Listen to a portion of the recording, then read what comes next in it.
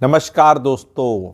दो fresh reason real estate के फिर भागने के, एक करंट अफेयर का रीज़न है और एक ज्योतिष का रीज़न है। दोनों में से आपको ज़्यादा कन्विंसिंग कौन सा लगता है? दोनों लगते हैं तो दोनों बताना, एक लगते तो एक बताना, और दोनों ही नहीं लगते कि ना ना ना ना कुछ नहीं है, ये तो क्रैश हो जाएगी, तो ऐसा वाला भी है, वो भी बता देना, ठीक है। सेंटीमेंट मीटर होता है, पता चल जाता है। तो पहला रीज़न, H1B वीज़ा का ट्रंप साहब ने, आपको पता है क्या किया है कि अब वो नए बच्चे पैदा होंगे तो अगर माता पिता नहीं हैं सिटीज़न में से और ग्रीन कार्ड होल्डर, तो वो नेचुरली नहीं होगा। तो इससे अमेरिका का स्टेटस वैसा हो गया जैसे कि यूएई का है, कि वहाँ का सिटीजनशिप मिलना मुश्किल ही नहीं, नामुमकिन टाइप हो गया। तो वापस आना पड़ेगा लोगों को। तो यहाँ पर एनआरआईज का रुझान अब साइकोलॉजिकली बढ़ेगा। 50 लाख के करीब अमेरिका में इंडियंस हैं, ठीक है, जो 10 लाख उनमें से लाइन में लगे हुए हैं कि हमें सिटीजनशिप दे दो। बाकियों के पास है, ठीक है। तो जिनके पास है वो तो एक हैं, पर 10 लाख लोग ये हैं। इनमें से 10 लाख में से भी 40-50 हज़ार का रुझान रियल एस्टेट की तरफ बढ़ा पैन 7 सिटीज़ में। तो ये सेंटीमेंट बूस्टर बहुत तगड़ा हो जाता है। तो पहला रीज़न तो ये है। दूसरा रीज़न जो मैं बताना चाहता हूं वो है, बहुत इंपॉर्टेंट रीज़न है वो। शनिदेव पाइसेस में 12 नंबर की राशि, मीन राशि में 29 मार्च को जा रहे हैं 2.5 साल के लिए। जो 12 नंबर राशि होती है, 12 नंबर घर, 12 नंबर खर्चे का होता है। शनि कंस्ट्रक्टेड प्रॉपर्टी का प्रतीक है। उनका वहाँ जाना मीन्स लोगों का रुझान बहुत बढ़ेगा। इस चीज़ को मैं प्रूव भी करूँगा, ठीक है।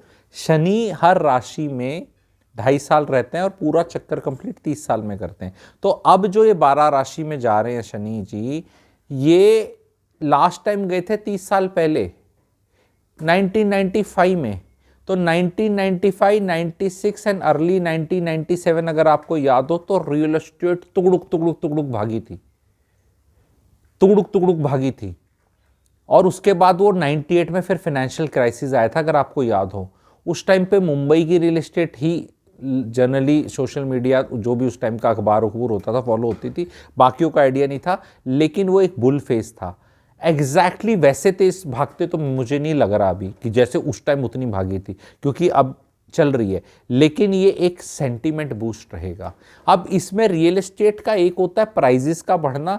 मैं ये सोचता हूं कि अगर बिल्डर्स ढंग की चीज ढंग के प्राइस में लेके आएंगे तो सेल आउट हो जाएगा, और उससे उनका इन्वेंट्री चर्न अगर वो जल्दी कर दे तो बिल्डर्स बहुत अच्छा पैसा कमा सकते हैं। क्योंकि जब हम कहते हैं ना रियल एस्टेट अच्छा करेगी, तो मैं हमेशा ये एक सवाल ये पूछता हूँ जो बहुत प्रैक्टिकल है, कि किसके लिए अच्छा करेगी?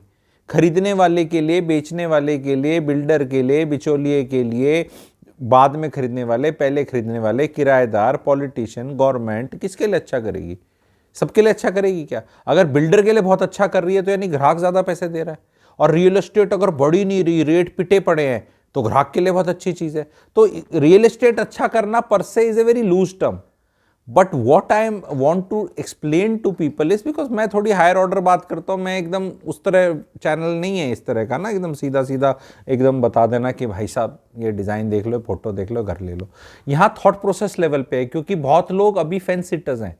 बहुत लोग ऐसे हैं जिनने रेट बहुत सस्ते सुन लिए थे और अब बहुत महंगा लग रहा है और अब लिया नहीं जा रहा है, और बहुत लोग जिनने नहीं सुने थे वो अब भी खरीद रहे हैं।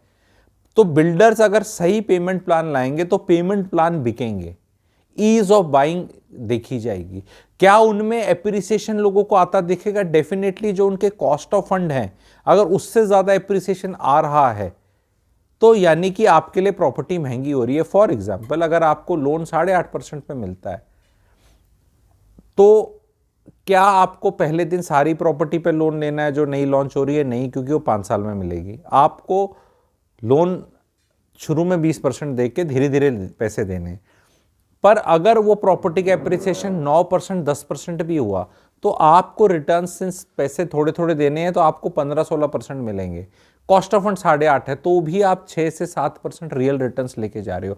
क्या ये 6 से 7% जो रियल रिटर्न्स है, इसको आप कवर अप कर सकते हो अपने नौकरी के इंक्रीज से? फॉर एग्जाम्पल मैं समझाना चाहूंगा, अगर एक प्रॉपर्टी 10 लाख रुपए बढ़ जाती है, सब एक साल में सपोज 1 करोड़ की भी लेके चले हम, तो उसको खरीदने के लिए मेरी अगले साल तनख्वाह 15 लाख बढ़नी चाहिए, क्योंकि वो मेरी 30% 5 लाख टैक्स में जाएगी, 30 प्लस उस पर भी 4% सेस, ठीक है, वो मेरी टैक्स में जाएगी। तब जो मुझे बचेगा वो 10 लाख बचेगा।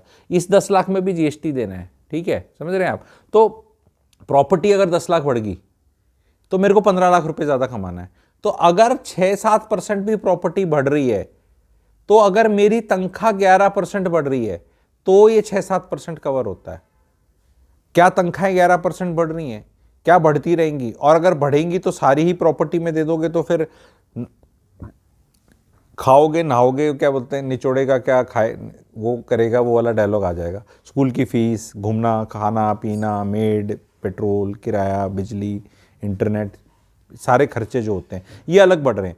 तो आप पहले चेक करो कि अगर तनख्वाहें 10 से 11% बढ़ रही हैं एवरेज, और प्रॉपर्टी 6 से 7 भी बढ़ी रियल टर्म्स में, तो आप उसको खरीद नहीं पाओगे, आपके बजट से बाहर चली जाएगी। तो क्या लोग प्रॉपर्टी नहीं खरीदेंगे? नहीं खरीदेंगे, पर जो 2000 स्क्वायर फीट लेने के सपने ले रहा था वो 1500 लेगा, जो 1500 के सपने ले रहा था वो 1100-1200 लेगा, जो 1200 के सपने ले रहा था वो 800 लेगा। ये एक फैक्ट है, वो बस यही फर्क है, और कोई फर्क नहीं है। तो आप अगर जुड़ना चाहते हैं, समझना चाहते हैं, रियल तरह से देखना समझना चाहते हैं तो दिए हुए कमेंट सेक्शन में एक व्हाट्सएप इन्फो ग्रुप रहेगा, उसको आप ज्वाइन कर सकते हैं। रियल एस्टेट को बहुत डिटेल में मैंने समझाया है अपने कोर्स में, जिसका नाम मैंने रखा है रियल एस्टेट मेंटरिंग प्रोग्राम। उसमें 12-13 क्लासेस हैं, रिकॉर्डिंग है, उस पर आपको डिस्काउंट मिल जाएगा। उस कोर्स का नाम है REMP, REMP, और उसमें हर महीने जो भी एनरोल हो रहा है, हर महीने भी 1 से 2 फ्रेश लाइव क्लासेस होती हैं क्वेरी सेक्शन पे। उसका बहुत डिटेल्ड सिलेबस है, वो आप एक बार ज्वाइन कर लेंगे वो कोर्स, तो आप इंडिया के नंबर 1 मैं रहूँगा, number 2 clarity giver on real estate हो जाएंगे। ये मेरा मानना है, ये अतिशयोक्ति भी हो सकता है, ये आप ट्राई कर सकते हैं, सिलेबस को जान सकते हैं, मुझे दिए हुए नंबर पे REMP व्हाट्सएप कर सकते हैं जो उसमें एनलिस्ट होना चाहते हैं, REMP, उसमें एनलिस्ट होने के लिए। और सिंस वो रिकॉर्डिंग्स हैं और रिकॉर्डिंग्स पे मैंने बहुत क्वेश्चंस लिए हैं, लेकिन फिर भी महीने में 1 से 2 लाइव क्लासेस भी होती हैं, आपको एक्सक्लूसिव व्हाट्सएप ग्रुप पे डाला जाता है जिन जिन ने वो कोर्स लिया हुआ है, और वहाँ पे वो इन्फॉर्मेशन उस वेबिनार की शेयर करी जाती है जो हर महीने होगा। तो साल में फ्रेश 15-20 क्लासेस भी रहेंगी, क्योंकि अब जैसे बजट आएगा फिर रूल चेंज हो जाएगा, कुछ फिर सेंटिमेंट चेंज हो जाएगा, क्या हो रहा है वो अपडेट होता रहेगा। वो थ्योरी पूरी थ्योरी है, उसमें 30-35 बेहतरीन टॉपिक्स कवर हुए हैं 14 क्लासों में, 2-2 घंटे की क्लास है, तो 25 से 28 घंटे का कंटेंट है, बहुत बढ़िया। अभी डिस्काउंट भी चल रहा है, ठीक है, वो डिस्काउंट को भी आप अवेल कर सकते हैं, एंड बहुत उसमें पॉजिटिव फीडबैक आ रहा है। तो उसमें क्या है, रियल एस्टेट को कोई समझाता तो है नहीं उस तरह, 2-2 घंटे एक एक चीज़ को समझाना, क्वेश्चन आंसर्स लेना, डाउट्स करना, तो वो आप अपने सारे रिश्तेदारी में सबसे इंटेलिजेंट शाने आदमी हो जाएंगे, सब आपसे सलाह लेंगे। अगर आपने ढंग से कर लिया वो, तो आप खुद भी कंसल्टेंट बन सकते हैं, पैसे चार्ज कर सकते हैं आप, यू कैन मे बी, मतलब दैट इज़ ए पॉसिबिलिटी, ठीक है।